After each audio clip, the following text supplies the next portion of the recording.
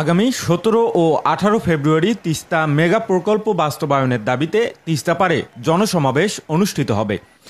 বিএনপির সাংগঠনিক সম্পাদক আসাদুল হাবিব দুলুর নেতৃত্বে সেই সমাবেশ সফল করতে পাটগ্রামে জাতীয়তাবাদী শ্রমিক দলের উদ্যোগে লিফলেট বিতরণ করা হয়। উপজেলা শ্রমিক দলের আহ্বায়ক ফারুক হোসেনের নেতৃত্বে উক্ত লিফলেট বিতরণ অনুষ্ঠানে উপস্থিত ছিলেন পাটগ্রাম উপজেলা বিএনপির যুগ্ম আহ্বায়ক শফিকার রহমান, উপজেলা শ্রমিক দলের সদস্য সচিব মারুফ হোসেন সহ নেতাকর্মীরা।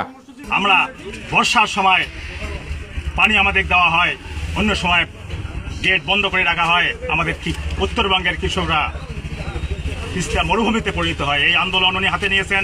আমাদের লৌহ মাহমুদ 17 ও 18 তারিখ সমস্ত জনগণকে এই আন্দোলনে শরীক হওয়ার জন্য উদাত্ত আহ্বান জানাচ্ছি।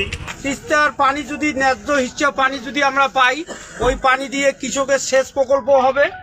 কৃষক ওই তিস্তার পানি বলে সেচ প্রকল্প হলে নতুন করে বিদ্যুৎ খরচ করে পানি তুলতে হবে না। এটা মানে কৃষকই উপকৃত হবে। তিস্তা বাঁচাও কর্মসূচি। এল নিউজ অনলাইন, লালমনিরহাট।